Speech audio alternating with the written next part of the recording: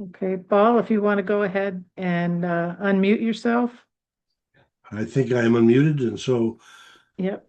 welcome everyone to the ongoing Book of Mormon Perspectives Forum. It's such a pleasure to have so many of you coming week after week to enjoy the presentations, and tonight is going to be special because our guest is Karen Hyatt. She joined the LDS Church in 1983. She conducted a mission to Montreal, Canada. She married in 1991, had 4 kids, earned her bachelor's degree from BYU in 1992. Well, she's done a whole bunch of additional things in the meantime, but I was intrigued to discover that in 2020, she ran for the Utah Senate and ran on a case of trying to trim back on excessive taxes. She lost in that race by 128 votes out of over 13,000 cast. And as a conservative Republican, pro life, pro Second Amendment, pro liberty advocate for smaller government, she also advocates that Joseph Smith Jr. told the truth. So her book, Woe Unto You Scribes, is something to be recommended to you. She also has that in terms of a video. It introduced her research showing Joseph, Hiram, and Emma advocating monogamy consistent with the Book of Mormon teachings. And she served as women's leader. And on December 5, if I have the date correct, of 2025, she was excommunicated for believing and being public about her belief that Joseph Smith was a monogamist. So we welcome Karen to the forum tonight to present the Whitney letter and perhaps some more because she, I think, will be portraying two different sides of the historical history and mystery. And I'm intrigued, having seen a touch of that in the past, that it's going to be a valuable education for you. I understand from talking with her in advance that she's willing to allow interruptions to get good questions and points or comments in. But hers, I think, is a comparatively brief, probably less than 15-minute presentation, after which there will be plenty of time for question and answer. So Karen, welcome to the forum, and I thank you for joining us. I'll stop the slide share on my part and let you open up yours. Paul, did you not have a prayer tonight? Oh, excuse me. I need to go back to the slide share, don't I? I Yeah. cut that off. I got busy talking about her and forgot to take care of that. So let me move back and see if I can get Karen come up.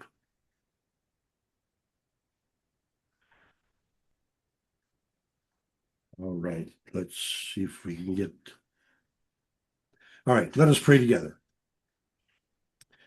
God of creation, a phenomenal multiverse, an awesome universe, and our beautiful earth, and individuals who can receive your masterpiece signature. We bow in appreciation, in gratitude, in awe in the springtime, with a new life bursting forth in nature. As our guest, Karen Hyatt, shares her story, she highlights her history into the calls to glory. We pray for the presence of your spirit to accompany as we reason together in respect, focused upon truth, understanding that our perspectives may not be big enough for your divine aspect.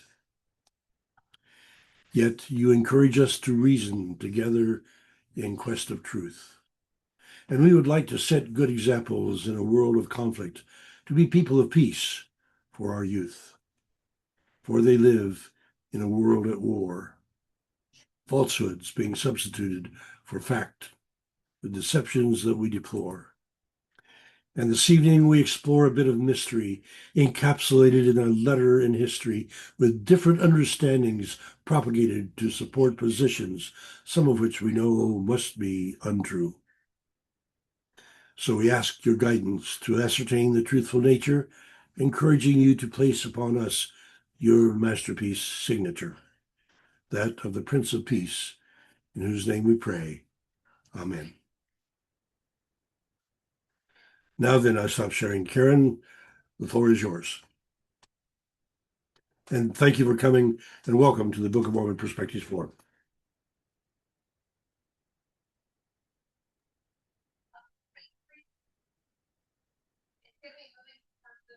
I think she's There we muted. go. There we go. I don't know. Still getting used to Zoom, you guys. My specialty is StreamYard. Okay.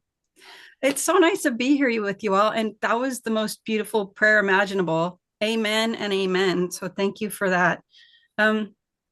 So I thought I'll just talk for a second. I don't know if everyone knows where I'm coming from. I mean, you did a great job introducing. That was totally accurate. Thank you so much for that. It was probably the end of 2022, around there, when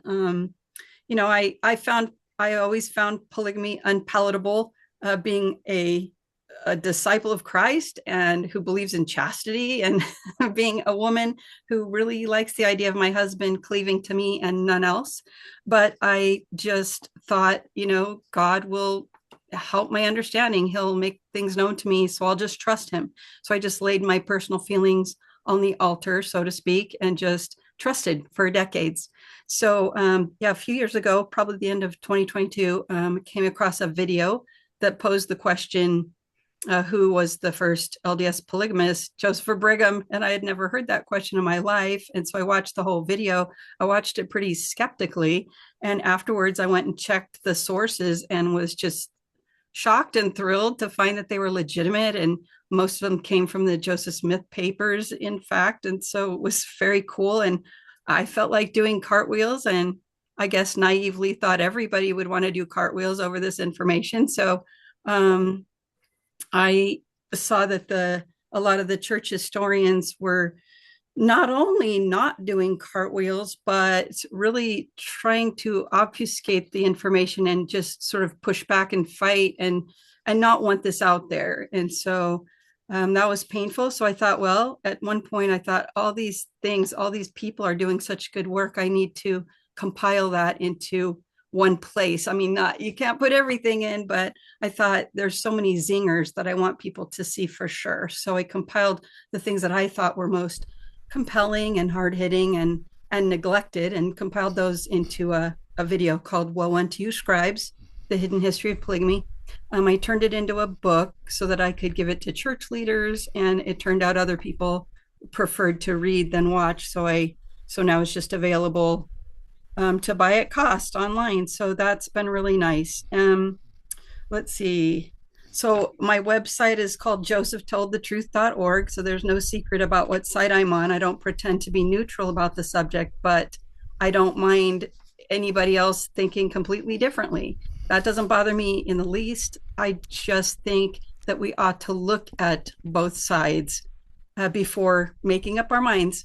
And since we've had the one side told to us for generations and literally hundreds of years, I don't really spend a lot of time on the traditional narrative. I show the new documents that people usually haven't seen. So with that, one of the strongest pieces of evidence that the pro-polygamy, the Joseph was a polygamist side, usually turns to are the Whitney documents. And so I decided to do the presentation tonight about that. So I will go ahead and share my screen. And yeah, if anyone has, questions, or if something I say is not clear, feel free to jump in or jot it down and wait till the end, whichever you're comfortable with. So I will do this. Okay. All right. Hopefully you can all see that. Yes, we can. Yeah. Okay, very good. All right. So Sarah Ann Whitney, go. Oh, there we go. Sarah Ann Whitney was born in 1825. She's the daughter of Newell K. Whitney, which a lot of us know because of, all of you know. This is not the same presentation as I would do to people who aren't absolutely, immersed in study like you guys are. So I'll try not to say things that you already know, but so the daughter of Elizabeth Ann Whitney and Newell K. Whitney. So Sarah and her mother both signed affidavits on, is there a way for me to get rid of this stuff. Oh, well, that's okay. Both signed affidavits in 1869 attesting that Sarah Ann had been married or sealed. That's the language of just about all these affidavits that were collected from the women. They have this odd phraseology, married or sealed, to Joseph Smith on July 27th, 1842. So 27 years before. And Elizabeth's claim especially is problematic. They both are, but Elizabeth's is particularly problematic. But for starters, I want to just talk about in general the affidavits from these women or the testimonies of the women.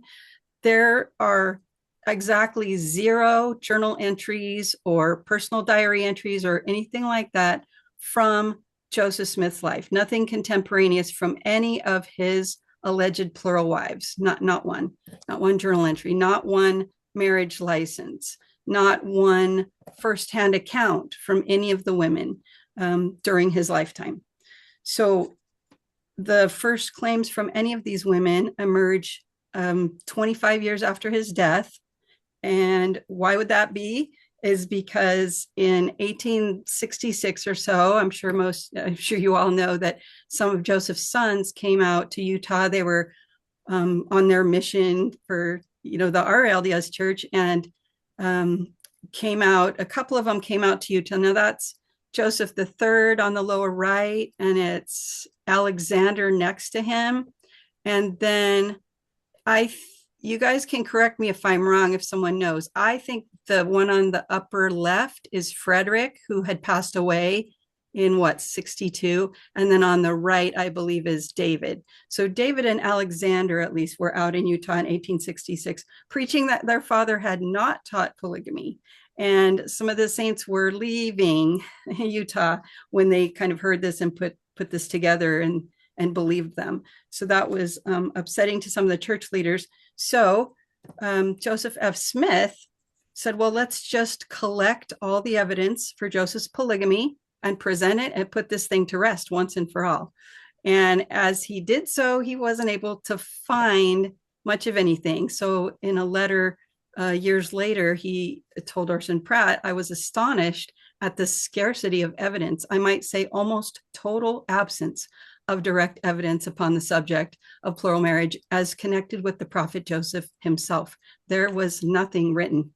So that's just so significant. I think that's so amazing. So he set about collecting affidavits from women that he believed had been married to Joseph Smith. He was 4 years old at the time of the martyrdom. And so he had, was kind of effectively raised by Brigham and Heber. But this is one of his affidavit books. And inside are all these affidavits in largely his own hand. Almost all of them are in Joseph Smith's own writing.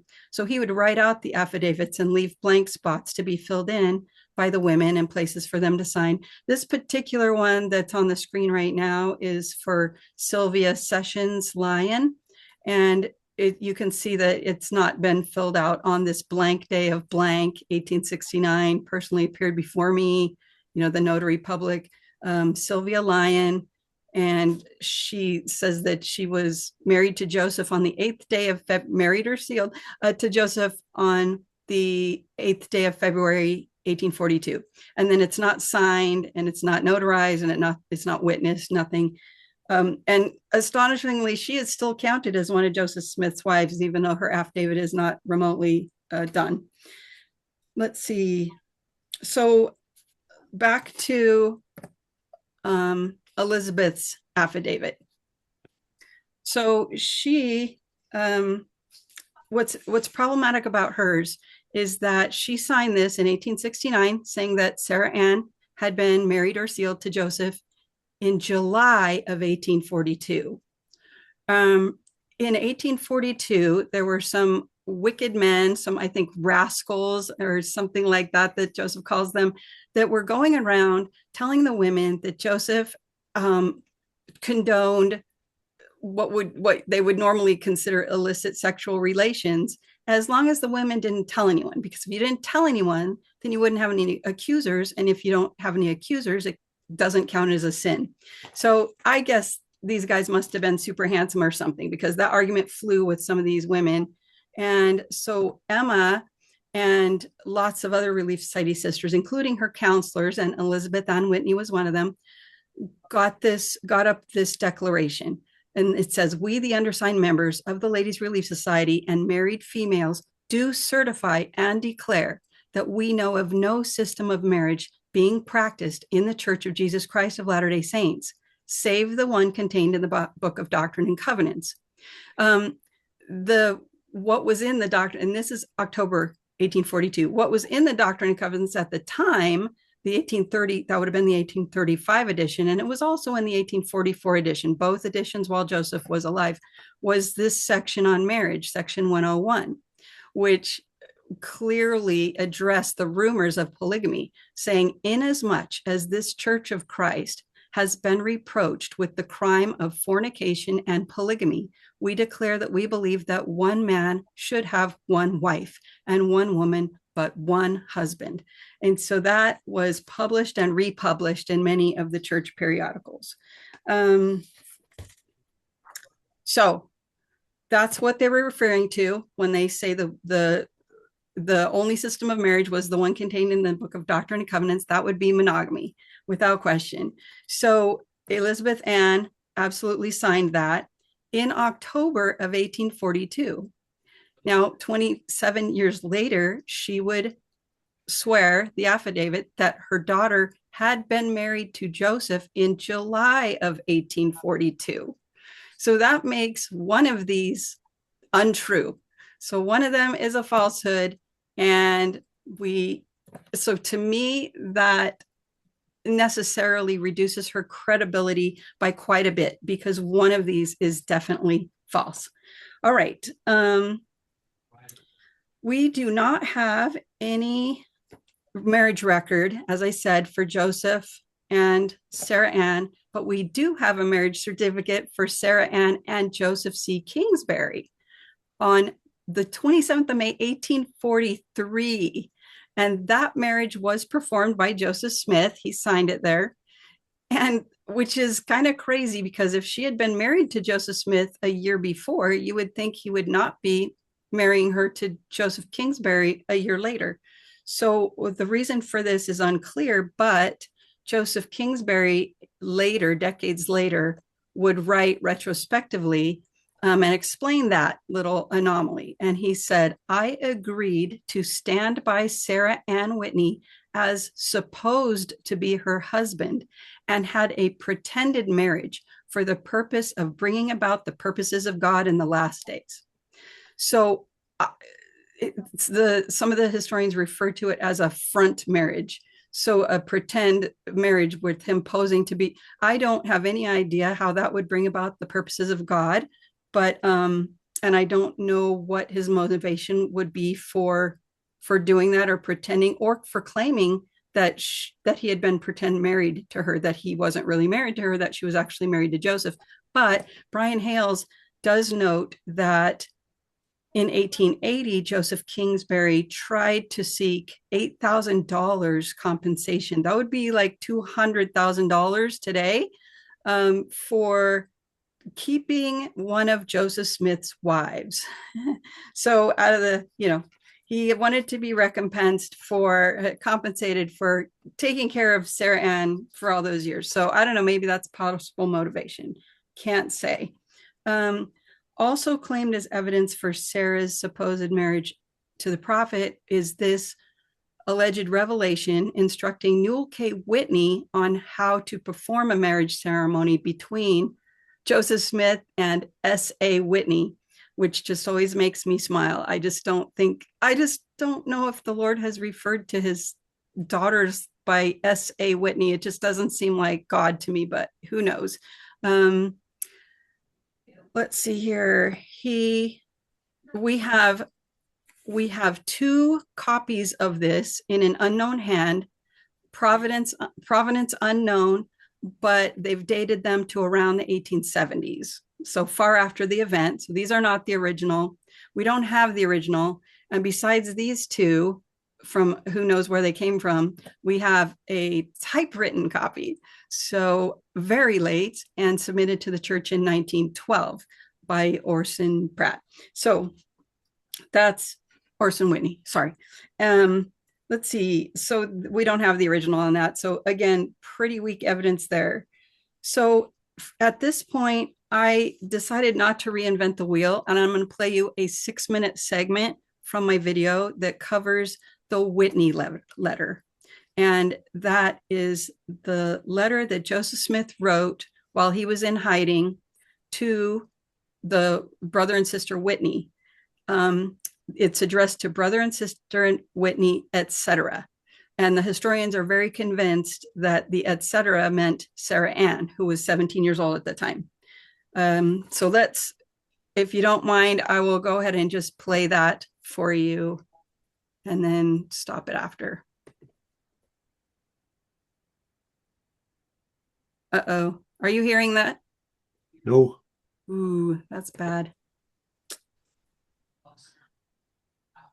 When you share something, you have to, there's a little checkbox that says share the sound. So you might want to unshare and then reshare and make sure that checkbox is checked. Oh, look at you guys. Okay, I will start that over. I will stop share. No. Anybody know where that is? I actually do have I have it with, oh, let's see. Sorry, let's see. That's not that. Where would she Audio. find that? When you Original. click share on the right side, there's a share sound, a little checkbox. Oh, look at you. Awesome. Okay. Thanks, Rick. You guys are amazing.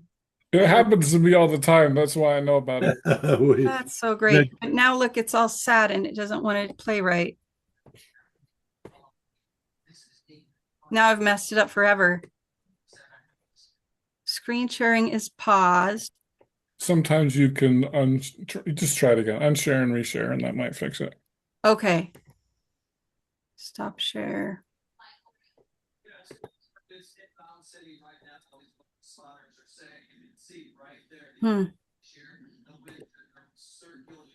Yeah, and I did have another time where it just would not work, and sometimes it's just not happy, so that might happen. Okay.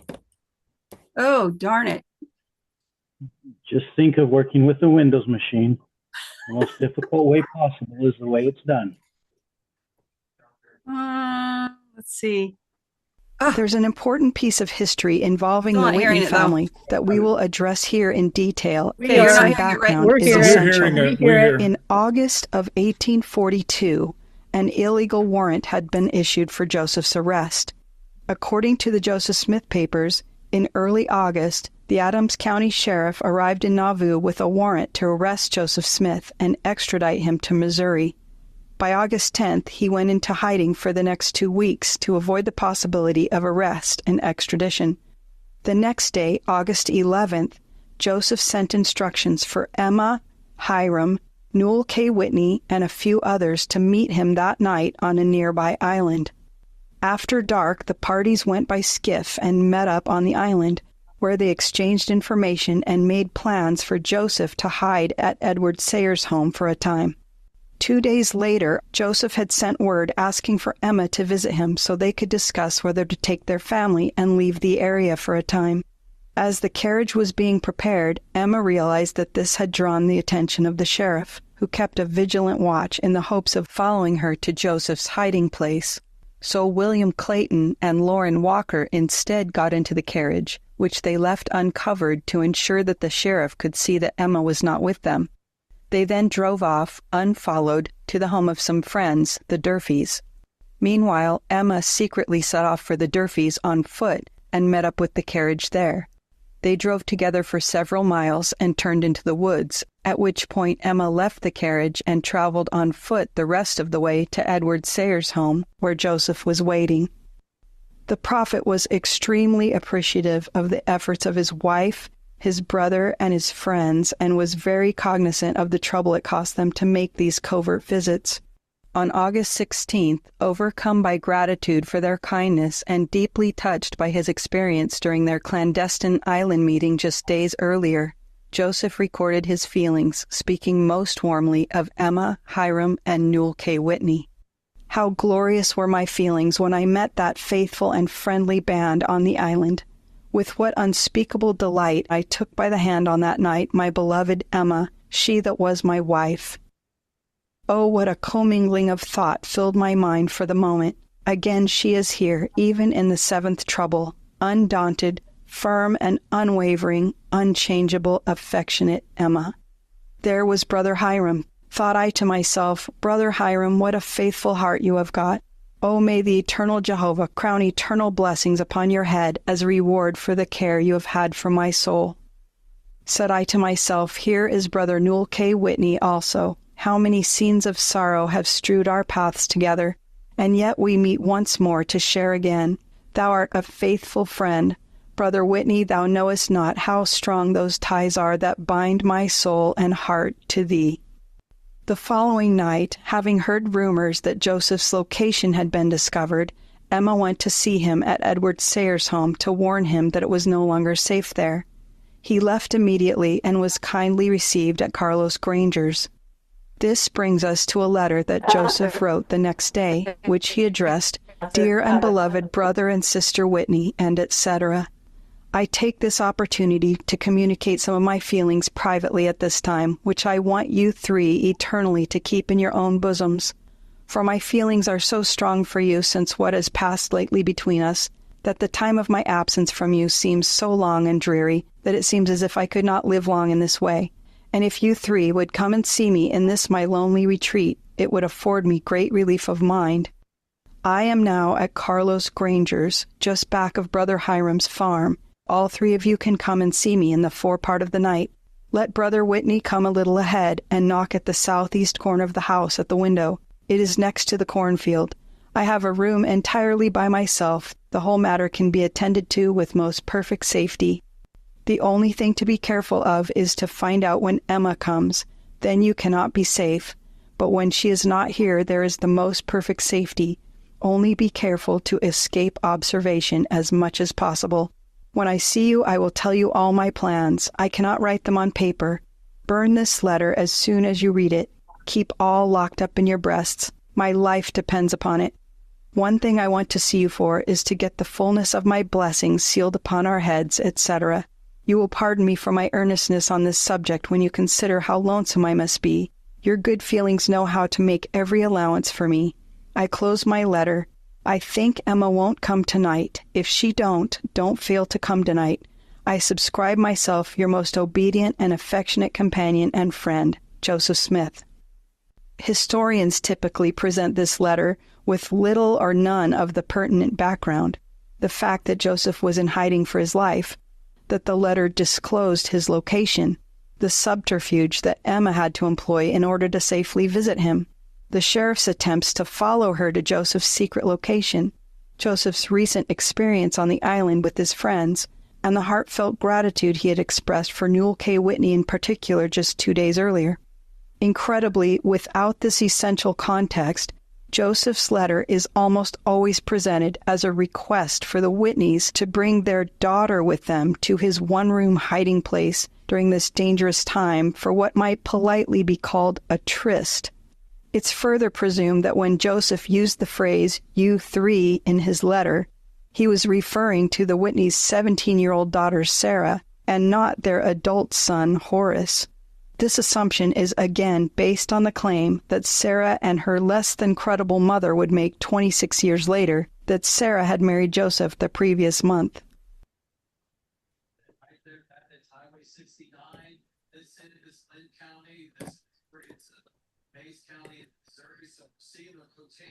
Okay. Now I have to figure out, can you guys hear me? Yes. Okay, good. All right. So I love that letter, actually. I love how dedicated Emma was and all the trouble she went to go and visit her husband. It just seems to me that what we're describing is a couple who are as dedicated to each other as they are to the Lord. So I just love that so much. I think that's a shame that a lot of that background is not presented when the letter is presented. So the historians want to share that letter, but not the background information so that you don't understand. And when they say that he wants them to burn the letter because his life depends on it, the implication is that Emma's going to kill him if she finds out. And I just think that's just not likely, not accurate at all. And if Emma comes, don't come when Emma comes. That makes a lot of sense to me, because if the sheriff is watching her every move and trying to follow her to Joseph's hiding place, if the sheriff does follow her there, and then these other friends are there as well, they're going to, I don't know the law back then, but it seems like they could be implicated in aiding and abetting a fugitive if they're also caught at Joseph's place. So do not come, when Emma's here, because the sheriff might follow her and catch you too. That just makes a lot of sense to me. So anyway, I've talked with several historians one-on-one. I like one-on-one conversations a lot better. And it is shocking how many have told me that they have not studied the polygamy documents for themselves, but they just trust their colleagues who have. And then I'll talk to the next one and he'll say exactly the same thing. So I've been really surprised and dismayed to learn how few historians have actually dug into the original documents, as opposed to just reading about the original documents and reading things that have been curated by somebody else.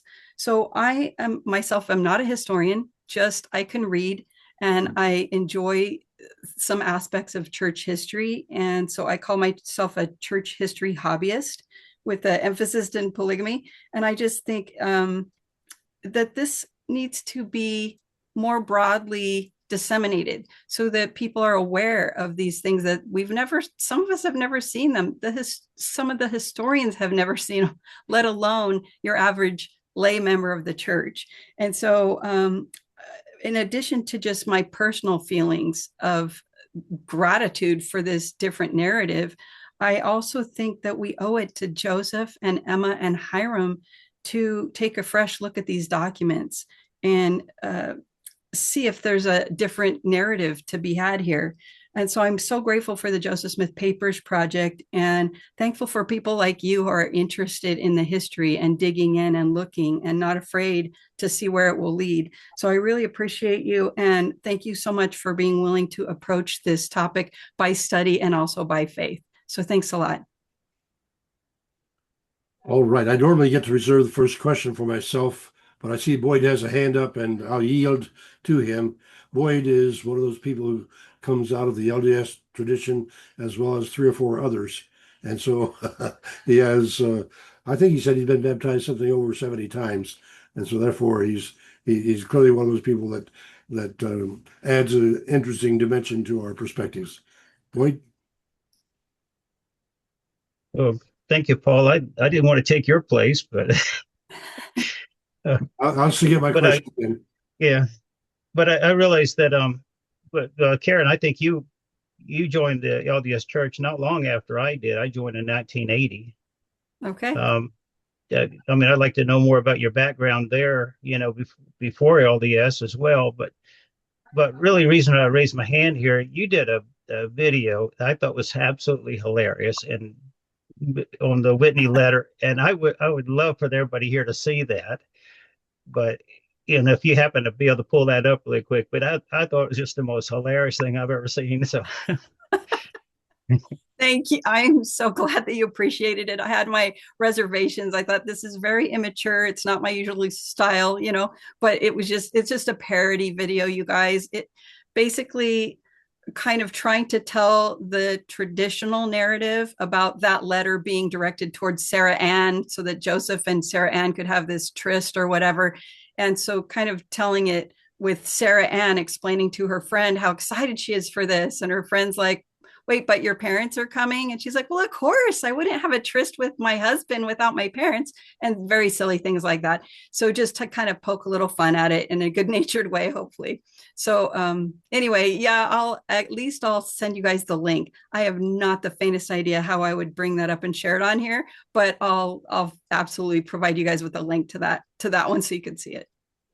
Well, let me compliment that as well, because her shift from blonde to redhead to present the opposing views on that is just a delightful augmentation of the whole contrast.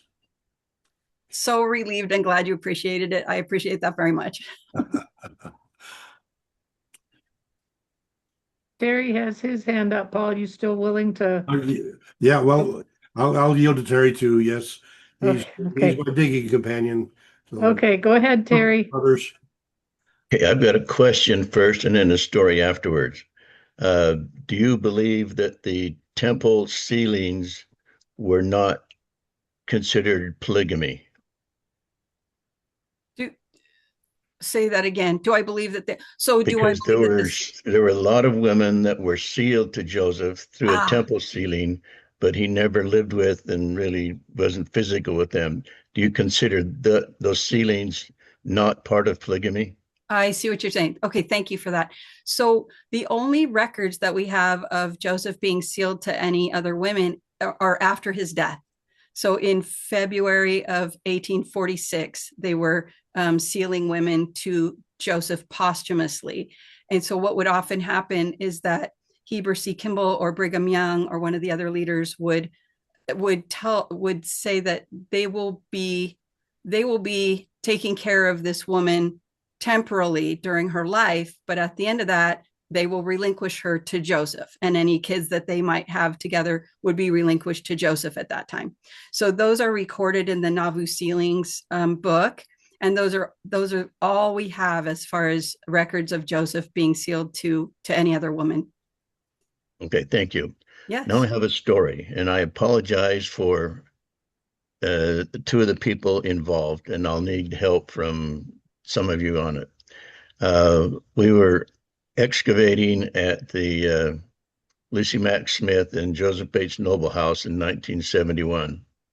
And T. Edgar Lyon, who was the historian for Nauvoo Restoration, was driving around with the president of the RLDS Church. Who was it at that time in 1971? Paul, do you know? That would have been W. Wallace, I believe. Okay. Anyway, he was there with Dr. Lyon, and also the church historian was there with President Smith. Do you remember who that was? By 71. 71. Probably Richard Howard. I think probably Richard Howard. That name doesn't sound familiar, but I'll take your word for it.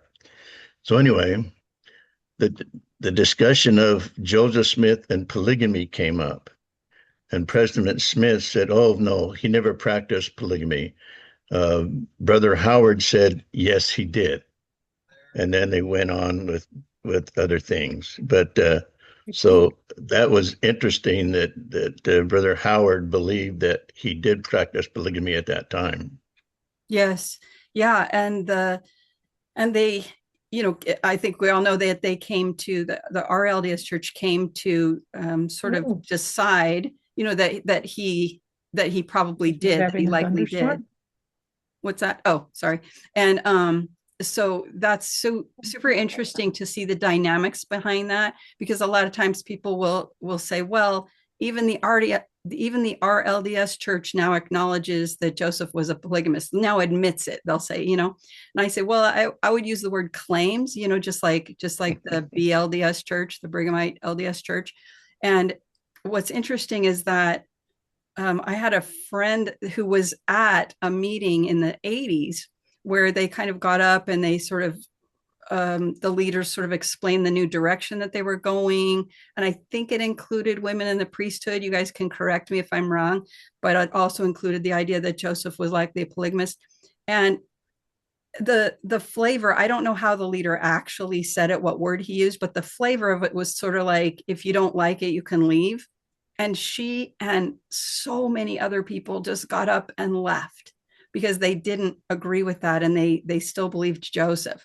And I thought it was super interesting that that would happen. And they ended up like losing so many of their staunchest members. Again, you guys probably know more about this than I do, but I just thought that was such a shame. John Dehlin, somebody mentioned my interview with John Dehlin, and which just as an aside, after being excommunicated, John Dehlin invited me on his show after I was exed. He invited me on, and I hesitated because I thought, I don't want to like run off to the anti-Mormons. That's not where I'm at all. I still go to church. And so I didn't want it to look like that. But then I realized, there's a lot of people who are kind of faithful in the church, but then they'll have a friend that says, hey, did you know that Joseph married all these women behind Emma's back and, slept with them and slept with teenagers? And the person will say, no, he didn't. And then they look at the gospel topics essays online, which say the exact same thing, just that God commanded him to. And so they leave the church at that point. It's very common. And then they run to John Dehlin. So I thought, no, I have to go on John's show because I want to be that stopgap so that people can understand that there's another narrative that's possible here. So anyway, John asked me about that, and he said, well, the RLDS. And I said, it's what happened after the RLDS, because he said, well, the LDS church can't change their narrative because look what happened to the RLDS when they changed their narrative. They lost all their members. And I said, no, they lost their members because they started saying that Joseph had been lying and that all these other things were true that they didn't think were true. And so he had to laugh at that. He said, oh, okay, I hadn't considered that people left not just because they changed, but because of what they changed to. So this is not measurable, I don't think, without a giant survey or something of, post RLDS people, but it scans for me because I know a lot of people in the LDS church leave constantly when they are told that Joseph was a polygamist and, slept with Helen Mar Kimball or married her when she was 14 and all these things. So anyway, that probably didn't exactly answer your question, but was it close? It was close. I've got another story, but I'll tell it later when some other things are going on. It's just a related thing, but not directly. So thank you very much. Sure. Paul, what are you trying to show? I'm trying to get the back of this book so that you can see A bibliography on Joseph Smith II, the Mormon prophet leader, by Enid S. DeBarth. 1969 master's thesis, and she read and studied all of Joseph Smith's writings. Stylometry. She also got into the style vocabulary and compared the writings of Joseph Smith with Brigham Young.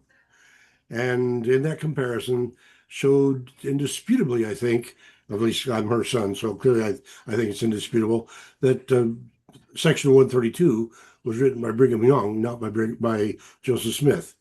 That to me is a rather decisive piece of information indicating that the fabrication of history by the LDS to put Joseph Smith as a polygamist is not in good step with the stewardship of the church in terms of history. That's so interesting. I'm so glad to know that relationship. I didn't know that was your mom. I am so impressed. So it's so interesting to me because two things. Number one,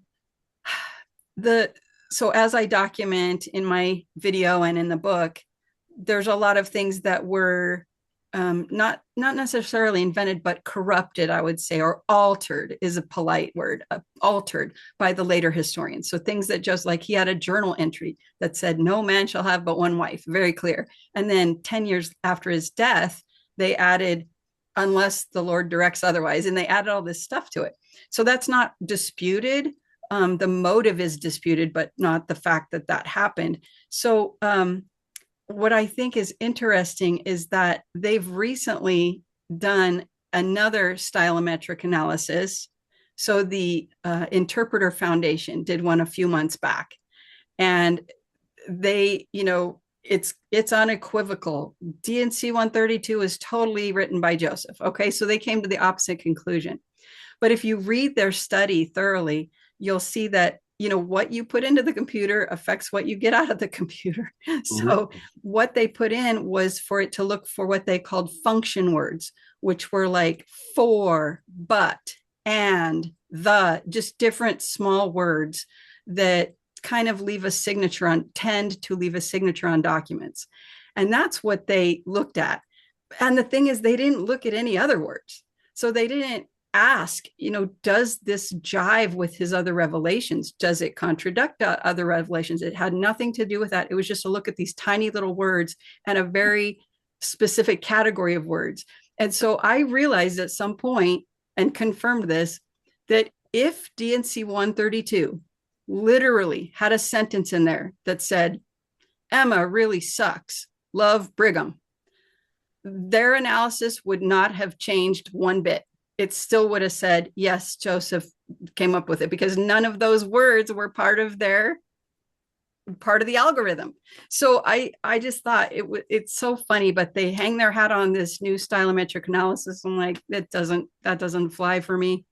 So I have always appreciated Enid's. I'm so grateful. Thank you. That's how you do stylometric analysis, because the use of those obscure words is a harder thing to fake than the use of vocabulary. If it's easy to spot certain words that people characteristically use, it's much harder to spot how they use the functional words in the language and use those in a consistent way. That was not an arbitrary choice to use those words. That's a standard practice, because it's hard for foragers to pick up on that kind of thing.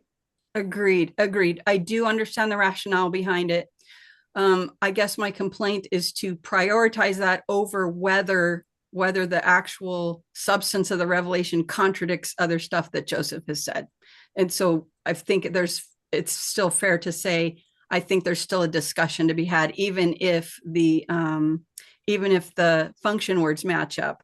And also, my position is not at all that Brigham just wrote the whole thing. My position, I think the documents more point to Joseph did receive a revelation on eternal marriage, because the date that William Clayton says that Joseph got the revelation on polygamy was July 12th, 1843. And in Joseph's actual journal, we have Willard Richards, who was keeping his journal at that time, that says Joseph received a revelation today. And that's all it says. It doesn't say what it was about. 4 days later, we have Joseph in a sermon preaching eternal marriage for the first time publicly. So I'm like, wow, that really lines up to me, that he would get that on July 12th and then be preaching it that Sunday 4 days later. So that, if that's the case, and if the later scribes sort of combined things and added things to it, you would still have the core of Joseph's revelation, which would sound like his voice. So yeah, I do understand that there is a case to be made that 132 does sound like Joseph. I would like to oppose that again, just simply because Mom's pre-computer analysis, among other things, emphasized that Joseph Smith wrote in interminably long sentences, Brigham Young in very short sentences. 132 is the short cryptic sentences of Brigham Young, not the long paragraph-long sentences of Joseph Smith. Okay, that's so interesting. So let me make another note of something to include for you guys at I don't know if it's out yet. They haven't published all of the presentations from the Journal of Mormon Polygamy Conference from last month, but one was a presentation on stylometry by he's actually a pretty young kid, but it passed peer review. It's kind of impressive. It is out already. Is it? Oh, hey, yes, Cheryl, that's wonderful. It's up on the website, journalofmormonpolygamy.org. Sweet. Okay, so I'll get a link to that also and put that in. So I'll put my Goofy Whitney parody skit on there, Sarah and Whitney skit, and then the stylometry one also. What I can't remember who asked me. I just realized that part of your question was I joined the church at 17 and what was my story. And I think I can tell that quickly. I grew up in California. My parents had joined the church when I think it was before I was born, because my understanding is that I was blessed in the church. And so I think they wanted to raise their children in a church of some sort. And my dad knew a really great guy, upstanding, who was LDS. So they joined the church. I was born. They fairly quickly fell away. My mom had some questions and was just told, oh, you just have to exercise faith. Well, there were answers to her questions, but she didn't get them right then from anyone and didn't like that answer. So they sort of left the church. When I was about 15, she found her way back to the church and got those questions answered. And I was of the opinion that I thought organized religion was a scam. Like, why would I pay somebody to tell me the Bible when I could read it myself, was kind of my attitude all the time. So, but at some point, a couple of missionaries came to the house when my parents weren't there, and asked if they could come back. And as I usually say, one of them was of exceedingly fine workmanship, and I was 17, so I was like, yeah, you could totally come back. So it was funny because when they did come back, fine workmanship had been transferred, so his job was done. So anyway, they came and started teaching me. So I probably studied with them for quite a while, and studies is generous. I was very immature. I didn't really even understand that they were there for me. As far as I was concerned, they were friends of my parents from their church, so I didn't understand their goal. So it took me a long time to understand what they were doing. And finally, I just felt very strongly that God was not pleased when I would say no, when they would ask me if I wanted to be baptized. And so just that connection to him, I thought, I think he wants me to do this. So I went in very immature with a very limited understanding. And it took me about a year to appreciate the treasure that I had in the Book of Mormon and Joseph Smith as a prophet. It was amazing. So I would say I was converted, a year after. And so and so I've been all in ever since. And John DeLynn laughed because he said, wait, you were Stake Young Women president? I didn't know that. And he acted all surprised, and I was kind of offended. Like, why is that a surprise? But I've had every leadership position that a woman can have, without being on the general board. So he was surprised at that. But yeah, I've always been all in. And just for the record, I didn't, we always had family home evening, scripture study, all the things. And we did not do that because the church said to. Exactly. We did it because we believed God wanted us to. So there's a slight difference there, but that's what made it so that when I found out other things or mistakes had been made, I don't have to flip the table and leave the entire church. So I still go. They, like you said, they excommunicated me in December, but they knew, and it wasn't traumatic for me. I knew that this is totally fine to have a conversation about this. I am very vocal about this more than anyone else I know. I have the video, I have the book, I have a website, I have pass along cards, I have pamphlets. So yes, most vocal.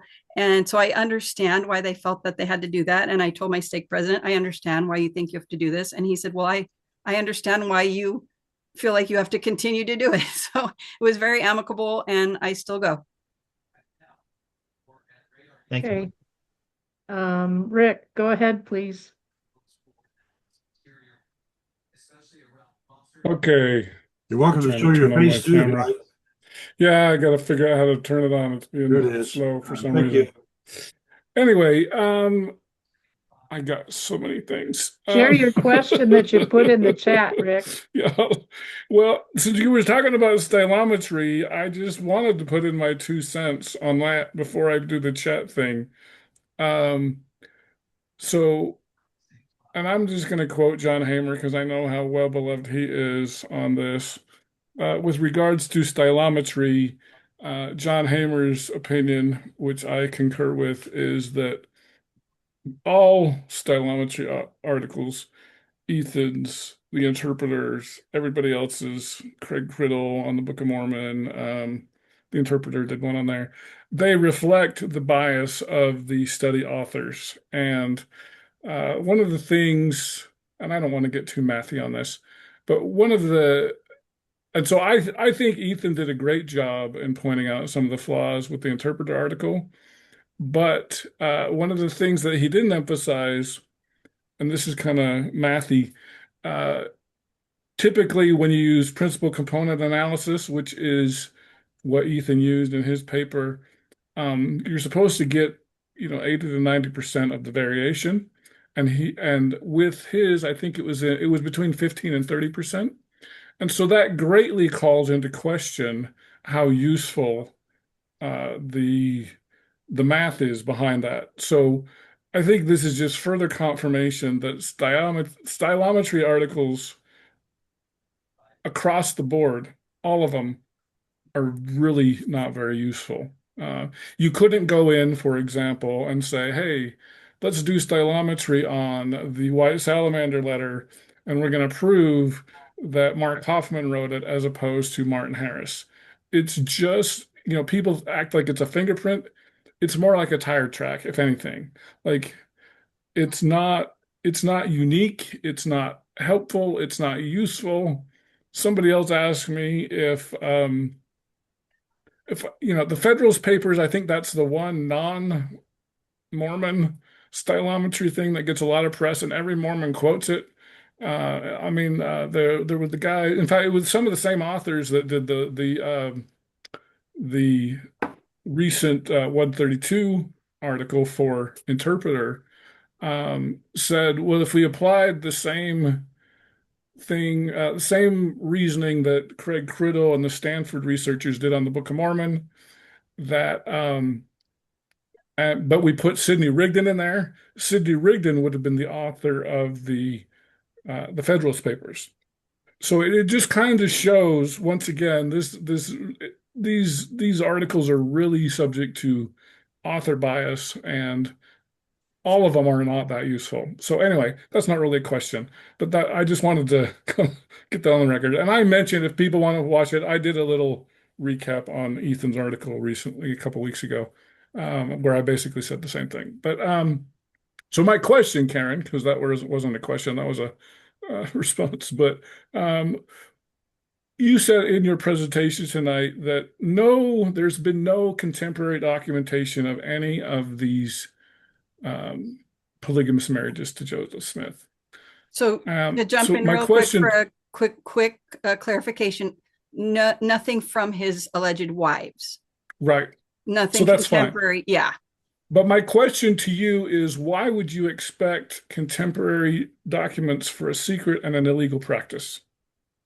So that's a great question. So if it was hyper, we're told that it was just ultra secret, right? It's this, they can't even breathe a word about it in their own diary, because the Nauvoo diary police, I'm just kidding, but that's how secret it was. Like, not even their own personal journal, even women that did keep personal records at the time, not a word about being married to Joseph. Well, this is like, that's unfalsifiable. That's fine. But until you say, except for they're also claiming that Hiram was just telling this to the whole High Council and sending the revelation home with William Law. Go show your wife, that you can't have both. So that's what I'm like, either it was just ultra secret or it wasn't, and Hiram's able to just share it, So I'm like, they don't match.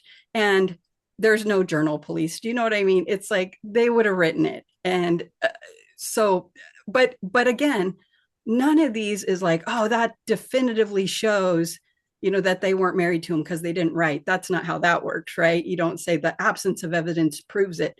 That's not okay. But it is a big piece. And what really kills me though, Rick, is in 1852, when Brigham, on record, he introduces polygamy officially in 1852 in Utah. We have that record of Orson Pratt saying, well, I've never talked about this publicly before, but let's dig in, right?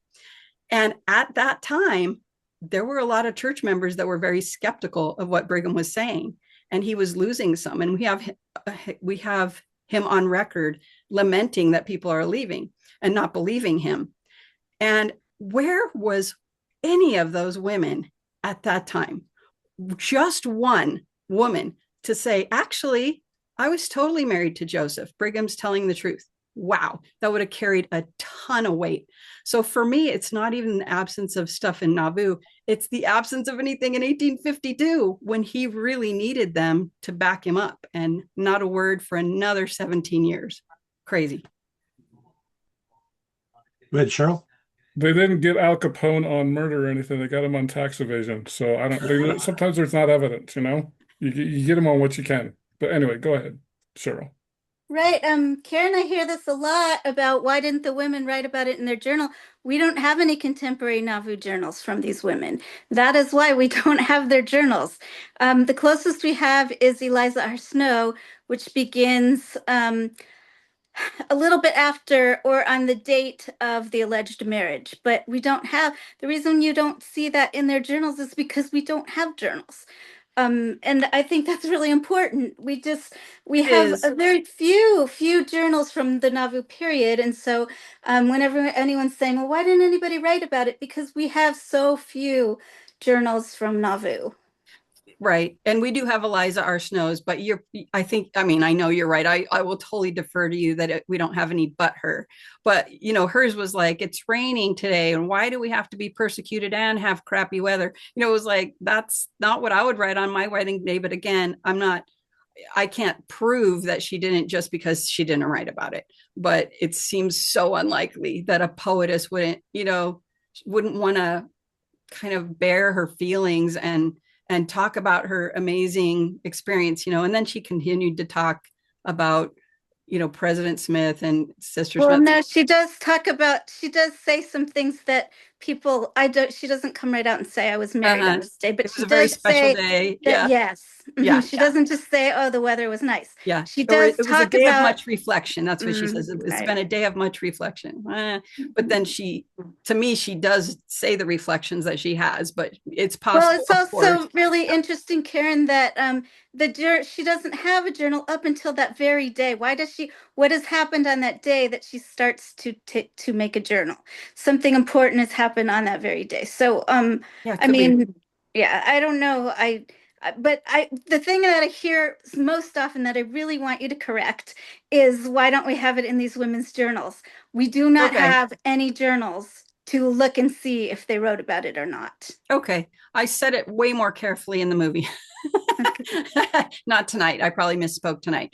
But the thing about you, Cheryl, is you're like willing to say there's a conversation to be had. And that is all. That is literally all that I'm asking. I'm just asking for the historians to stop saying that's preposterous. You don't have a leg to stand on. Are you kidding me? With what Joseph and Emma and Hiram all consistently said, you don't think there's another narrative that could possibly be the case? And you are cool about that. And so if we could, give everybody a little dose of that, we would be fine. I wouldn't be excommunicated and we'd just be talking civilly, And so that's the goal. So anyway, I just appreciate you. Thanks. Okay, Pat. Mute. Oh. Unmute. Hi, appreciated your presentation very much. Thank you. I'm a practical person, and there was no birth control that I'm aware of in the 18 whatevers, before he was killed.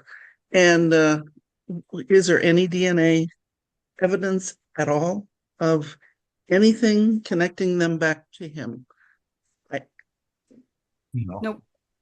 No, the ones that claimed to have been children, his descendants and things, they finally were able to test them. And I think most of you are aware of that by Ugo Perego.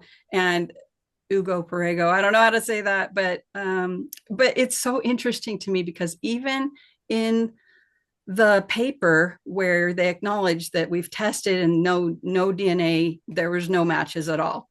And then for one of them, Sylvia Sessions, right? Patty Sessions was supposedly a wife of Joseph Smith, and we get that from a undated insert in her journal. It's just a crazy, crazy story on that one. But Sylvia claimed that her mother, Sylvia made the claim in 19 something, literally the 1900s, claiming that in the 1880s, her mother on their deathbed had told her that she was a daughter of Joseph Smith, right? So the historians kind of went nuts, there it is, there's the kid. And then they were able to test and it came back negative. And so in their paper where they explained that there was no DNA, the DNA showed there was no connection. She was definitely the daughter of Windsor Lyon, her dad. They still say, well, then, but that still shows that Patty must have slept with him because I'm mixing them up. It's Sylvia, it's her daughter Josephine. Yeah, I'm mixing this. I'm much more careful in the movie, you guys. But anyway, they're like, well, the woman still must have slept with Joseph because otherwise, why would she think she had a daughter by him? And I was like, oh my goodness, can we please put, they might have been making it up for their own reasons on the table. Just can we at least acknowledge that that's a possibility? And that's what's the frustrating thing. Again, yes, those are possibilities that still, Joseph slept with her, but she wasn't her actual daughter. But you know what else is a possibility? They made it up.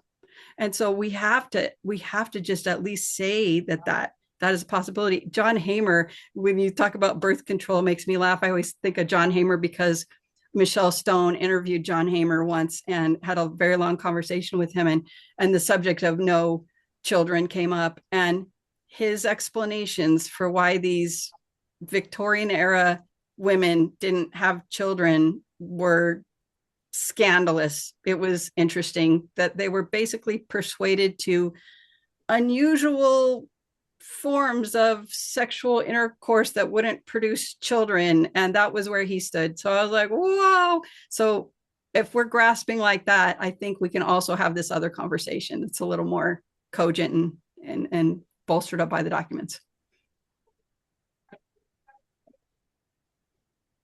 Paul has his hand raised. Yes, I have my hand raised. I also have another book. This is Todd Compton's Sacred Loneliness. We had him on the forum to speak, and I wanted to quote his statement on page 557, saying, "Polygamy for women as for men was a road to status, practically speaking. And when it's a road for status, that to me explains a lot of why women would want to at least indicate the possibility that they had been closely associated with the prophet. And therefore, if they could promote their own status thereby and do so with no one able to check it out, then that to me, it offers explanation. Mike Riggs has done a remarkable job on a lady in Far West that 4 years later indicated that she had been mistress of Joseph Smith.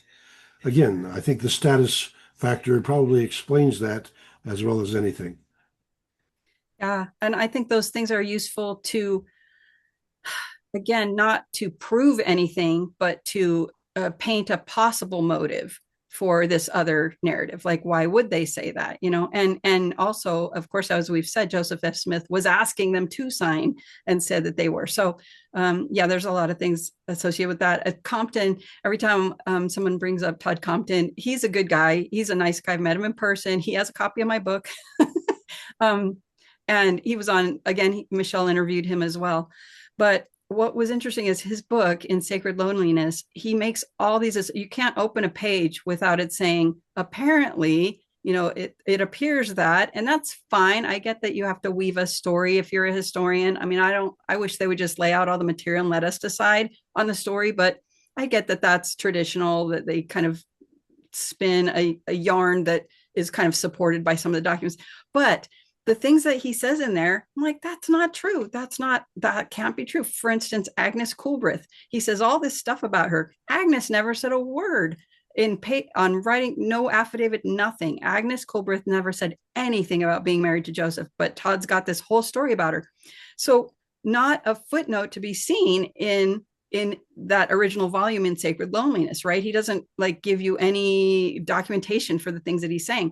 So then he came out with the companion volume in Sacred Loneliness, The Documents. So you open that up thinking, now I'm going to see how he backs up his claims. And for that Coolbrith one, he talks about her daughter, Agnes's daughter, and he tells all these nice stories, not a word connecting it to polygamy, not one syllable connecting it to polygamy with Agnes, zero. And I thought, we didn't just want documents. We wanted documents that bolstered the things that you were saying in the first book. So that's, I mean, I don't even have words for that one. It was incredible. So again, I will never understand how we think so differently, but they're just not backing it up with strong things, and they keep saying them. I dug at the Times and Seasons, second Times and Seasons, on the corner of Bain and Water for three seasons with Bob Bray back in '75, and then just before we concluded.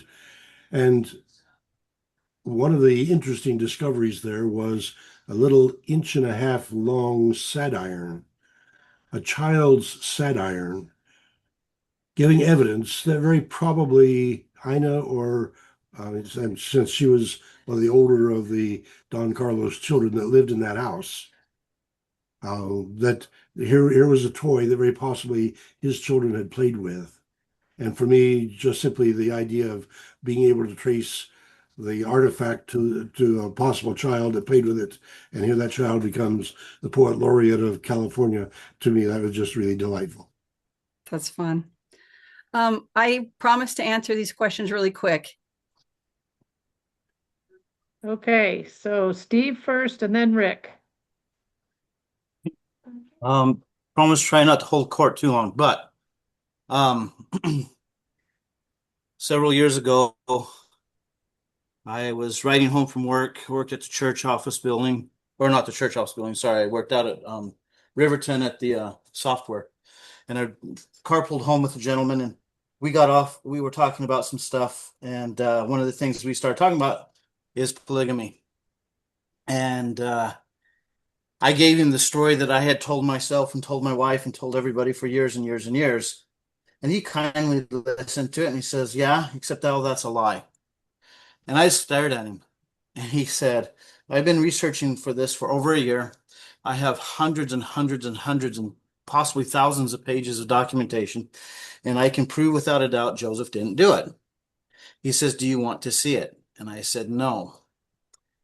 Because I knew at that point where I was that if I knew for a fact that he did not practice polygamy, I mean, I didn't have a problem one way or the other at that point in time. But anyway, I knew if I knew for a fact, then I would have to call into question every single thing that has been said and done for the last 200 plus years. Okay, so now, I probably don't have a question, but I want to make a comment, I guess. So I fast forwarded a couple of years. I was reading section 132. I felt impressed to read 132 again. And I was reading it, and I got down to the point where, and I know this is Brigham that wrote it. I'm sorry for anybody who disagrees with me, but I know it was. And he basically says, you know, if Emma does not agree to this, she will be basically thrust down to hell. And as clear as I'm speaking to you, I heard the words, these are not my words. I shut it, and I will never read it again. But here's the problem.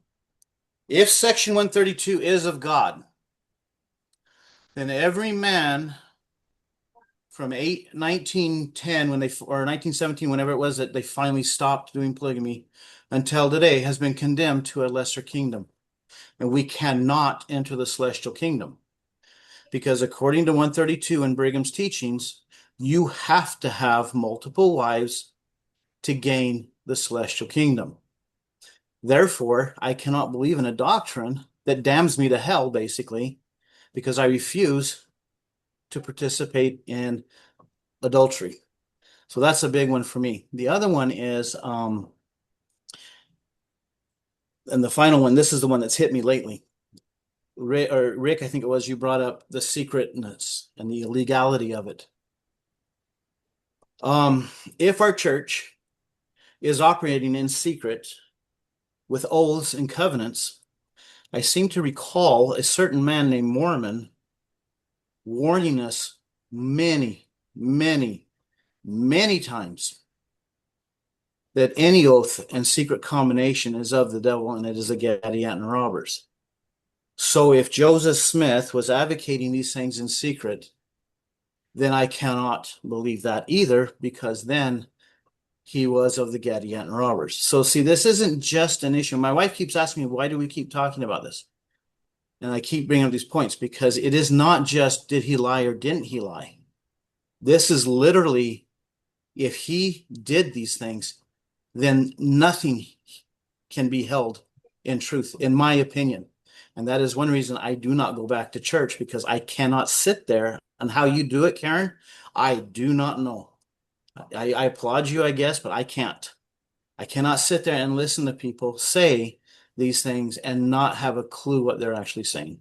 So I love your stuff, Karen. I think you're awesome. Sorry, I don't have an actual question. I actually have 1,000, but not for tonight. But I just wanted to say that it literally has.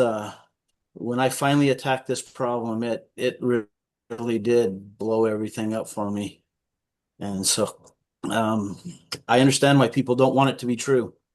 And I understand why the church is holding the narrative and why Brian Hales. And oh, one more thing. You are a historian. You do every single thing that a historian does.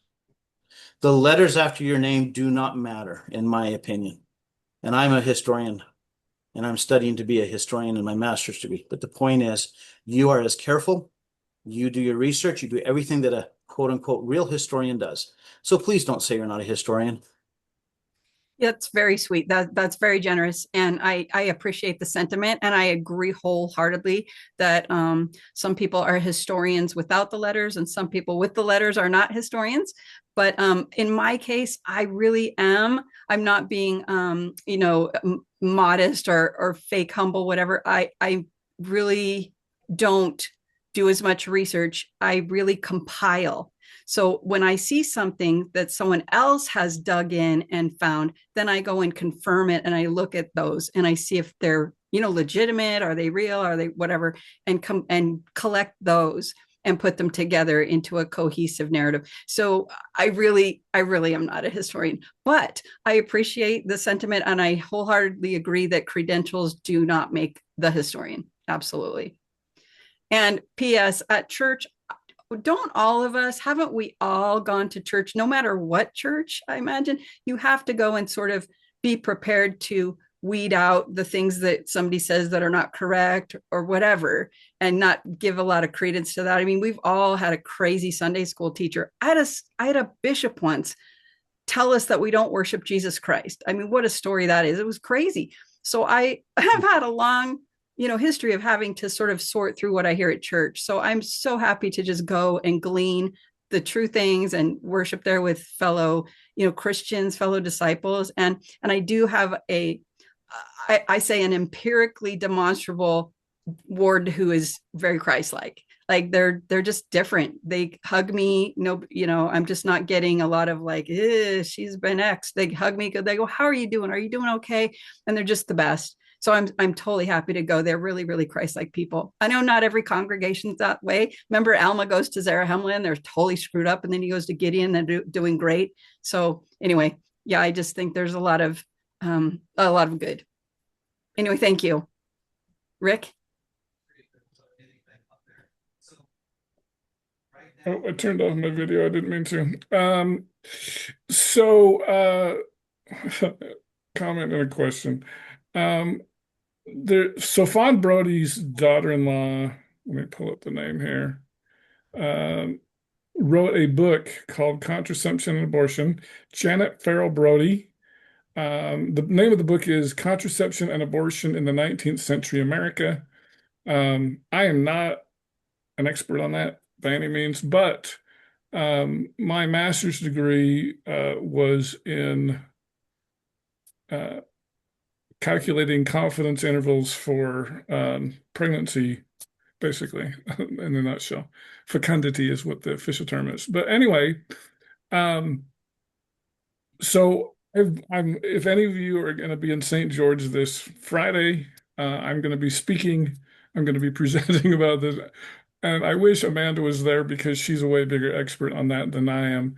Although Amanda did say at a recent thing that birth control has been around since, I think, since Egypt, the pharaohs in Egypt for thousands of years. So yeah, it doesn't work as well as our modern abortion and contraception, but it was definitely around in the Nauvoo period. So anyway, that's my comment. And like I said, and to bolster come that, this Friday there's if you want always to listen. there's always been the rhythm method. I mean, that's Right. that's not, Yeah. you know, Although and they not that didn't know knew. that. Honestly, even the Nauvoo people didn't understand the rhythm method. So You're right. that You're would right. that would not have been an appropriate birth control method. Right. But so anyway, and by the way, the Juanita Brooks conference is also in St. George this weekend. So you have two. Ours is in the afternoon, theirs is all day. But so it's the Mormon Social Science Association. So I'll just give my quick plug there. And so my question to you, and for everybody else that wants to say, I mean, this crowd is probably not the place to ask this question because you guys don't believe in Section 132 for the most part anyway. But as I would consider you a believing church member still. Are you, or not church member? You believe in the Book of Mormon and the Doctrine and Covenants and that sort of thing. Is that a fair statement? Yeah, yeah. Joseph Smith, Book of Mormon, Doctrine and Covenants, Jesus Christ. Yes. But not 132. And so not parts of it. Not parts of it. Parts of it. Okay, so that's interesting because a lot of people just want to throw the baby out with the bathwater, and I understand that sentiment. But my question to you, because I talked to Bill Smith, I've said this several times, and so I'm glad that I actually have somebody on your side that can answer this. Because I said to Bill in an interview 8 years ago or whenever it was about polygamy, I said, can't we just cut out that piece about Emma will be destroyed? Like, can't we just do that? And he said, there's two reasons why we can't. Number one, if we did, the anti-Mormons would have a field day. They're hiding, blah, blah, blah, which I totally get that. But the other thing that I thought he made a really good point on was the plan of salvation is so integrated in, and the temple ordinances, the temple sealing. And so this is really what I want to hit you with is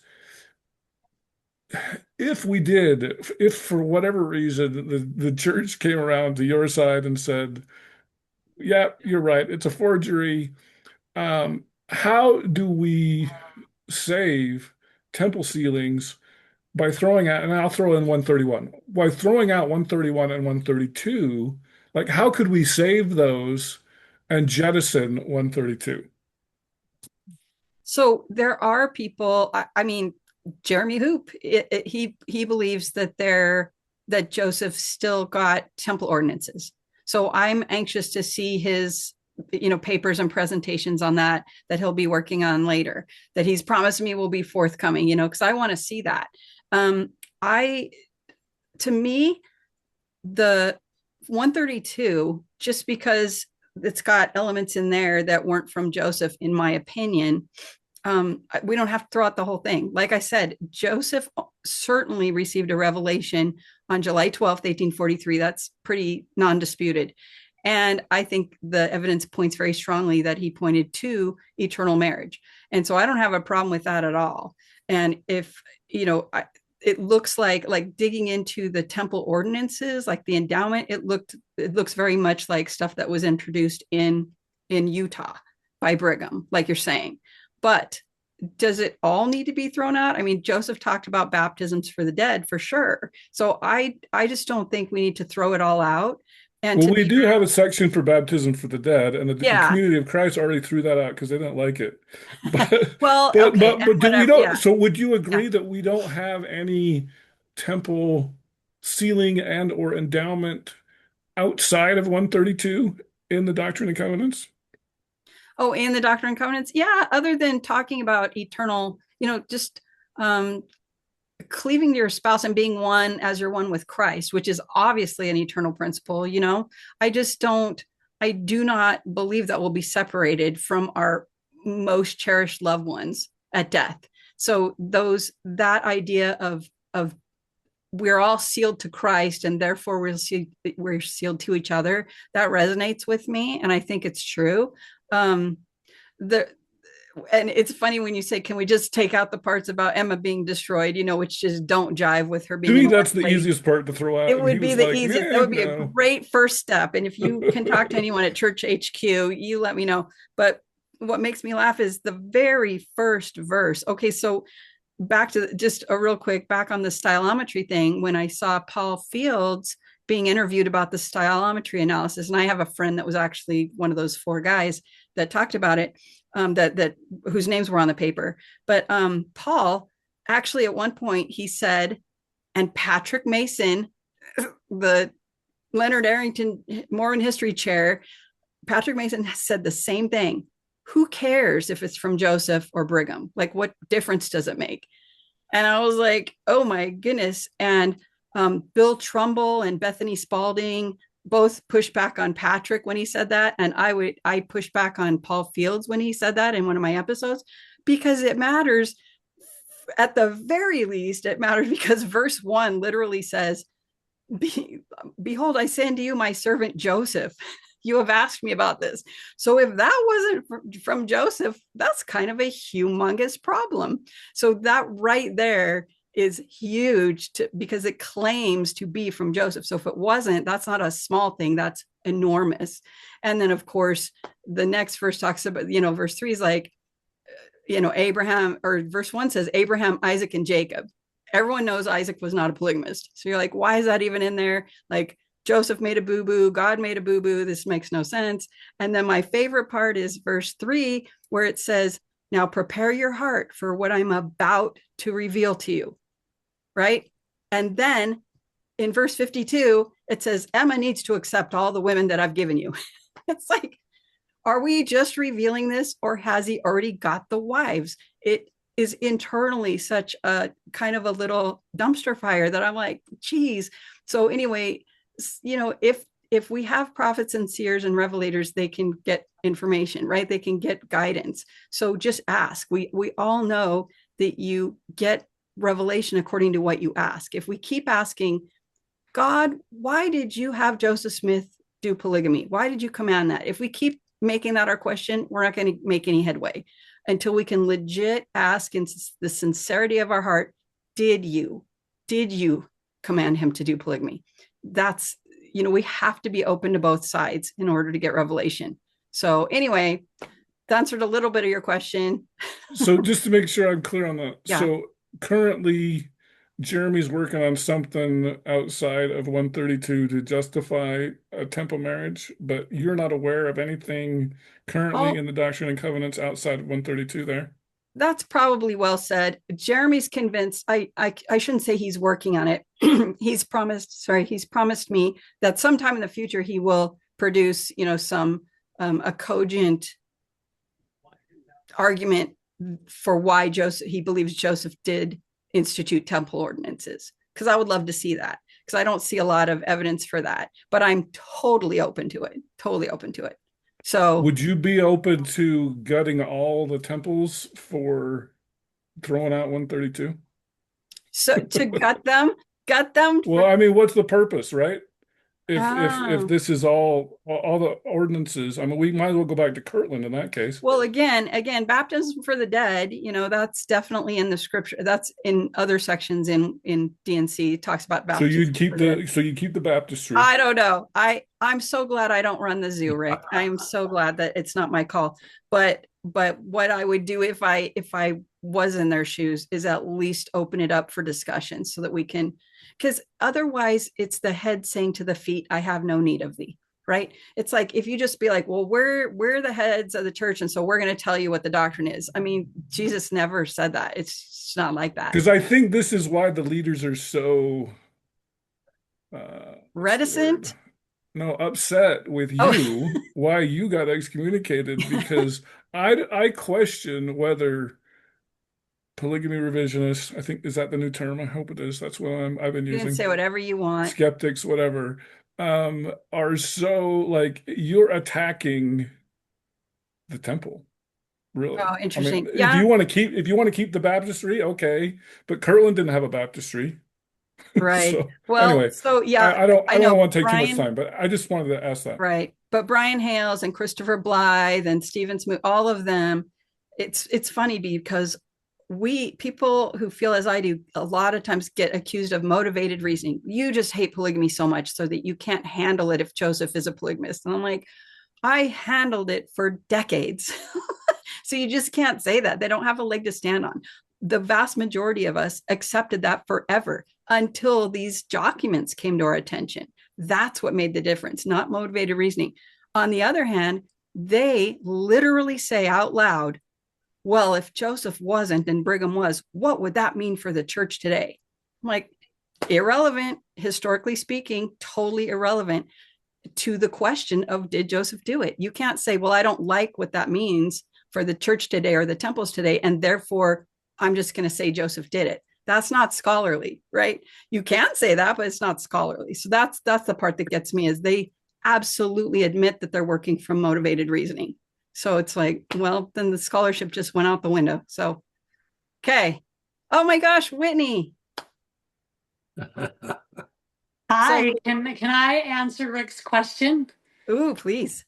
So go read Doctrine and Covenants, section 124. That actually talks more about the temple and temple ordinances and sealings than 132, which doesn't actually talk about a temple. It does. So go to verse 28. The Lord's telling them they can build a temple. And he said, there's not a place found on earth that he may come to and restore again that which was lost unto you, or which he hath taken away, even the fullness of the priesthood. Then if we want to talk about sealings, if you jump down to verse 124, and this was given January 19th, 1841, Joseph Smith printed it in the Times and Seasons, and let everybody know, because this is where Hiram Smith is called to be co-president and patriarch. And in verse 124, it says, I give unto you Hiram Smith to be a patriarch unto you, to hold the sealing blessings of my church, even the Holy Spirit of promise, whereby you are sealed up unto the day of redemption, that you may not fall, notwithstanding the hour of temptation that may come upon you. After this revelation, Joseph preaches from the stand that he makes the statement, make use of the seals, plural, while they are on the earth. And he was referring to himself and Hiram. I think the bigger issue that the LDS church leadership has with the polygamy skeptics is this. Hiram Smith, the Lord says, first I give unto you Hiram Smith. The way that patriarchal priesthood works from Adam on down is it's the oldest living righteous descendant who has risen up and qualified. So Joseph gets it from the Lord. Well, his older brother Hiram by 1841 has become qualified in the Lord's eyes, and the Lord gives him patriarchal priesthood and the sealing, the ability to seal on earth. There are people after that, they're writing their journals. Howard and Martha Corey are a couple who write about how Hiram saw him out on the street. They're on their buggy. He stops them in the street, talks to them about, hey, do you two want to be together in the eternities? And they're like, yeah, we really like each other. And he pronounces a sealing blessing on them while he stands in the street and they're in their buggy. So we have zero evidence from any church that they received the sealing powers from Hiram. And Hiram's who had it when he and Joseph died. So 124 absolutely talks about temples, talks about the fullness of the priesthood. Joseph Smith taught the women in the Relief Society that the fullness of the priesthood was not on the earth, that the church was not organized correctly. And if you go read the actual Relief Society minutes and not some girl's memory 20 years later, he says that it's going to be organized into a family. And it's going to look like Adam and Eve with a father and a mother who stand at the head and then have their children. So, okay, so Whitney and I are going to switch chairs now. Yeah, you're just going to take the rest of the meeting, Whitney, in hand. And Steve, Whitney is a historian. So anyway, that's what we're talking about. That's very kind of you, but fantastic. I'm with you. I am But definitely we're not. getting into theology. This is more of a theologian than a history here, but there's an history in it She's too. both. So anyway, She's both. I appreciate that, Whitney, because I've been Just to looking about this. answer Rick's question, I absolutely believe that there are ordinances, there are things the Lord, blessings, endowments, meaning gifts from the Lord he wants to bestow on his people, but it's section 124 that needs to be studied. And Well, I'm going to throw it out right here because I think that's a big issue with not with the history so much as with the theology. And I would encourage Whitney or Karen or Jeremy or whoever, I don't really care who it is, but I think that's a big issue with church leaders currently, which is why they're going after you, is because they feel like you're attacking the theology, and it would be nice to have a theological argument as to how you could do ceilings without section 132. So anyway, I'll I throw would that out just as an say, idea that would be go helpful. read section 124. Well, Go you read need to do more than 124. that, but go ahead. Well, On and you need paper, it to, would be great. you need to read this beautiful little book that Ehan Cook put together, Words of Joseph Smith, because there is so much in here he mentions about ceilings, all before 132 becomes a thing. Very So cool. I think you could So cool. easily get rid of 132 and actually get back to what the Lord is doing, which is having a relationship with Jesus Christ. He is the ultimate Holy Spirit of promise. So I could go on and on theology wise. I love the gospel, and polygamy is a sideshow.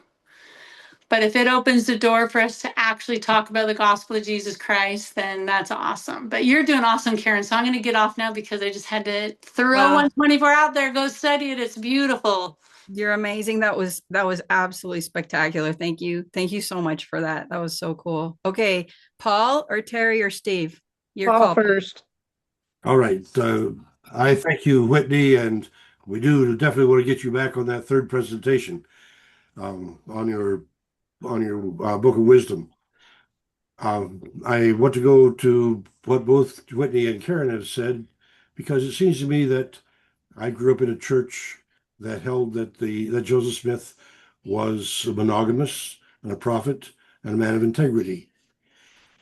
With Bob Flanders' Kingdom on the Mississippi, we have a new history, a fresh look at history by historians.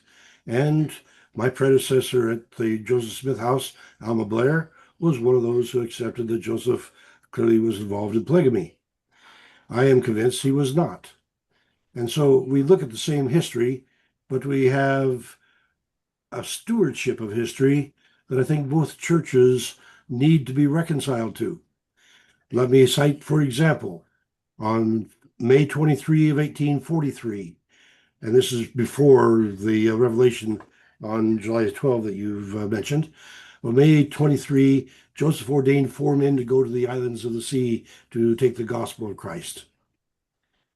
Benjamin Gerard and Addison Pratt and Noah Rogers and Nolson Hanks, all of those 4, and Hanks died, was buried in the Atlantic. Addison Pratt started the mission in Tupoi. Rogers was the first missionary to circumnavigate the globe because he found himself unacceptable in the Society Islands where he tried to minister. So he went on around the oceans to get back home. But Benjamin Gerard stayed. He and Addison Pratt both taught monogamy to a bunch of savages who had been practicing polygamy. That was the message that left Nauvoo in 1843. Now, for that message to go as profoundly influenced my family, because my wife's grandmother was one of the women that she was descended from Anna, where Benjamin Gerard went aboard an island that practiced cannibalism. He found the chief and his family able to speak Tahitian because Marere, who was a member of my wife's family, had gone there 20 years earlier and offered himself as a sacrifice, but his bravery allowed him to be married to the chief's daughter instead. So he taught the royal family Tahitian, whereas the people of Anna spoke their own dialect. My wife's family was part of the 600 people that Benjamin Gord baptized in the first 6 months he was on Ona. There's a marvelous missionary story. The story is much more complex, and I'd be happy to go into it, but I need to give that another time. Nonetheless, I'm saying that the stewardship of the history is something that we need to carefully take a look at. The LDS Church history tells about the swamp at Nauvoo, and yet there's no reconciliation between the swamp of Nauvoo and the rapids, the Des Moines Rapids that go by it. How do you reconcile a rapids with a swamp? And how do you reconcile that Brigham Young had the swamp drained by his house, by city council, and then put a basement under his house? Who's a fool enough to put a basement in a swamp? Well, I guess Brigham Young was. But again, to reconcile our stewardship of history in both cases is something that I think we need to struggle with. And I very much appreciate what you're doing, because to get the question before people is essential to being able to struggle with it. And by reasoning together in respect, by reasoning together in love, the spirit of truth can prevail. And I anticipate that both of us can benefit from that. Thank you so much. Amen. Amen. Hey, Terry, go ahead. Oh, one comment about Hiram. Hiram took over for his father as a church patriarch, so he had different authorities than Joseph did. And even though maybe the language sounds like the same, it wasn't the same. That was Hiram's responsibility as a church patriarch. Now let me tell you a story about my family. Dr. Kimball, or not Dr. Kimball, Dr. Lyon, who was probably the best historian that Nauvoo ever had. It's too bad that he didn't author a lot of stuff, but Glenn Leonard's book on Nauvoo is basically 2/3 of what he learned from Dr. Lyon. Anyway, Dr. Lyon told me that the maids in the mansion house were basically polygamous wives. So I thought, I might be a spiritual descendant of Joseph. So I looked in a lot of places, never could find that happening. So my 3 great-grandmother and my 3 great-grandfather fell in love. So is James T.S. Allred. James went to Joseph and said, I know that we're in love. We'd like to be married. Well, Joseph had already promised her to Orson Spencer. And Joseph said, okay, I'll talk to Orson, who was already married to a much older lady than my grandmother. And so they got together, and Spencer said, well, okay, said to my grandfather, okay, you can take him. How are you? So he took him, and then they were the ones that got married. Long story short, they were with the Mormon Battalion and all kinds of stuff, very historic stuff. But when he got to Utah, he had 3 other wives. But anyway, so polygamy was an interesting phenomenon in Nauvoo, because it sounds to me like it got shared around and wasn't hardcore like some people want it to be. So it's just my comment on that. The historians and I universally agree that there was a secret polygamy circle in Nauvoo. So they acknowledge that, and I acknowledge that. The record definitely shows that. And my contention is that Joseph was fighting against it, and their contention is that he was the ringleader of it. So that's the only thing. So anyway, thank you for the story. Thank you. Okay, Steve.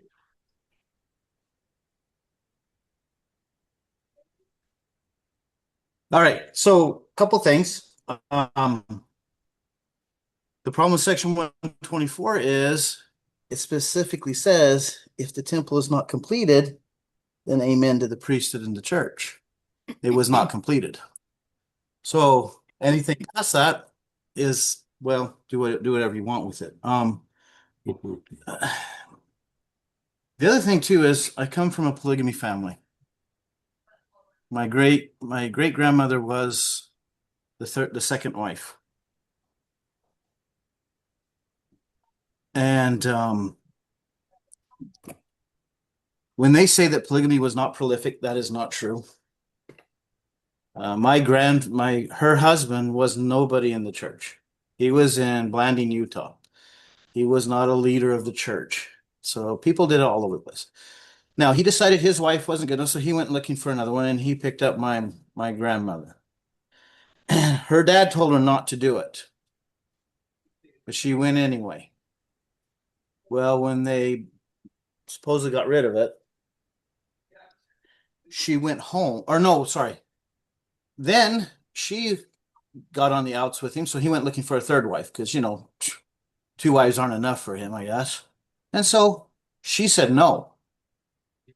And she went home. She went back to her dad. And this is where I'm like appalled. But her dad told her, "You made your bed, go home. You can't be here." So she went back. But when they banned polygamy, this wonderful man who supposedly is, you know, all these things, he put her out into Red Mesa, Colorado. And if anybody's familiar with Red Mesa, Colorado, it is probably one of the worst places you could shove a family. And then never had contact with her again. So if polygamy is of God, and I'm sorry, I'm very emotional about this right now because it really is upsetting when we treat it as if it's just something that happened and it was no big deal. Lives were destroyed. People were just damaged by this. And anyway, and I just can't believe that God said, yeah, this is my way. And it is interesting when you read about Abraham and Jacob. Neither time did God authorize their polygamous relationships. And both times they caused extreme distress in their families. And so this is not a thing of God. So anyway, I just wanted to end on that. I got to go, but I got a lot of homework. But anyway, the point is, I just can't fathom how, and it is, if it's a house of cards, and if we kick polygamy out, oh boy, it gets interesting really, really fast. So anyway, thank you so much, Karen. I appreciate you. Keep up the good work and keep going to church, I guess. Hey, Steve, who were your relatives in Blanding? Slades. Slades? Yep. So I used to live there years ago. I know. We've kind of crossed paths and I've never talked to you like I should. But yeah, I have friends in can't Blanding. remember. Dale Slade is my cousin. His dad, Marvin Slade, was my uncle. But Jefferson Slade was one that came down the second hole in the wall on that expedition. And he settled Bluff and Landing area. So anyway, but yeah, but it's just interesting Thank how you. it really is something that so much the way that it's portrayed is all these women were just so grateful to be cast aside and then a younger version, woman brought in, and how they just loved it. I mean, it was just like, it's complete malarkey, and so I think if nothing else comes of any of this, and I am not a polygamy denier because I did practice polygamy. So I deny that Joseph Smith did it. But the point is, if they ever want to talk about it in reality and talk about how it actually was, I might give credence to what they say. But as long as Brian Hales is spitting his stuff out, I can't do it. I'm sorry. And I know I'm not popular, but I just can't do it anymore. So anyway, I've got a lot. Enjoy your Thank homework. you so much. I will check out so I don't bother you guys. Nice to hear from you. I've had really good response for anyone who's curious in my ward. Before I wasn't allowed to talk about it anymore at church. For a long time, I did talk about it, and I was never in anyone's face.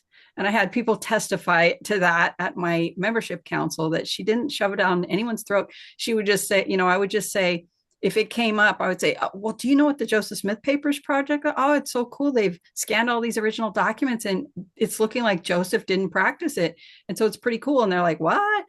And things like that. And so then I would offer them the website or come over to my house and watch the movie or whatever, and just mellow like that. And where they landed afterward, I don't care. Like if it's not bugging you, it's not bugging me. So I just couldn't remain silent and be like, well, my marriage is intact and I'm happier now, but to heck with everybody else. Like just couldn't do that, you know. It behooves every man who has been warned to warn his neighbor, and you don't light a candle and put it under a bushel. All the scriptures that are like, you know, spread this. And so it's really been cool. So I would say a good half of my ward understands this and understands that, you know, it looks like Joseph didn't do it, but we don't need to be in everybody's faces about it, you know. So it's just been nice. And I think that's largely why the ward, it hasn't, you know, turned on me, or they haven't got their pitchforks out or anything like that. So anyway, it's been a total pleasure, you guys. I feel like I'm in the presence of greatness. I can't believe the stories you have and the people you know. And you bet I'm gonna be subscribed to this and watch all your 300 episodes, I guess. I'll start from the beginning. So before we go, Cheryl Bruno, you had your hand up a couple different times and then you lowered it. Did you have something you wanted to say? She might not be there. Maybe she was saying bye. Okay, I guess not. Sorry, Paul, it's am I almost 10 unmuted now? o'clock. Oh, there Sorry, you are. it took me a while to get unmuted. Oh my Okay. goodness. No, I just had a few things to say that just went by really quick. I just wanted to let Karen know she probably misspoke when she said, but she did say that Todd Compton doesn't have footnotes in Sacred Loneliness. He does have end notes, which are footnotes, and they're sometimes hard to follow, but he does have them, and he's a very good historian. And there are some problems in his book, but it's 30 years old. So I wish that people would understand that he did a great job when he started this, studying this subject. People tend to want to, give him a hard time, but he has footnotes. They're excellent footnotes. They're just a little hard to find. I should have said relevant footnotes. You know, there wasn't anything to back up all of it. Okay, but see, that's the thing is, okay, that's why I put my hand down, because we could probably argue this. Okay. He does talk about, she doesn't say a lot relating to her polygamy, her marriage to Joseph Smith, but we have Ina Coolbrith and letters between her and Joseph F. Smith. So, I mean, there is a lot of relevant stuff. So anyway, well, we can talk about that later. It probably was off the subject. And I did also want to tell Rick that his argument about the Whitney answered it quite well. But I think that even if Whitney hadn't said what she said, Rick, you have kind of a straw man argument there, because Karen herself said that she believes that there was a revelation and it was on eternal marriage.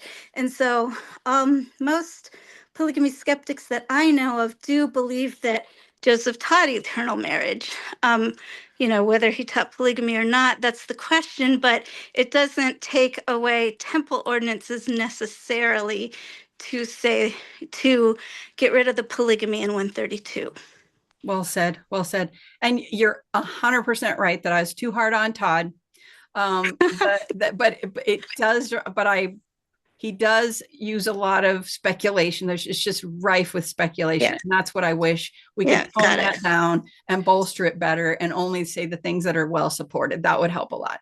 But he's a good guy. So yeah, I do apologize for being a little hard on him, but that Coolbrith thing doesn't, anyway.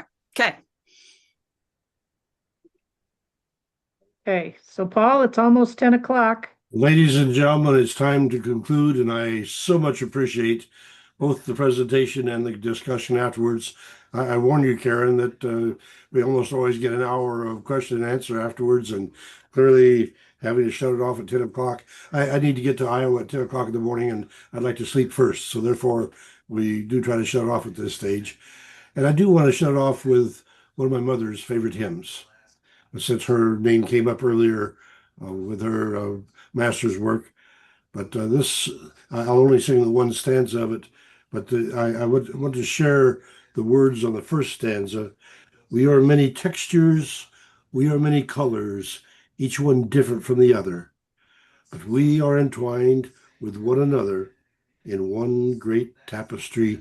Weave, weave, weave us together, weave us together in unity and love. Weave, weave, weave us together, weave us together, together in love. Moments ago, we did not know our unity, only diversity. Now the Christ in me greets the Christ in thee. In one great family, weave, weave, weave us together. Weave us together in unity and love. Weave, weave, weave us together. Weave us together, together in love. Good night. May good Lord bless you and give you peace. Thank you. And thank you, Karen, for a beautiful presentation. You're very welcome. Thanks so much, you guys.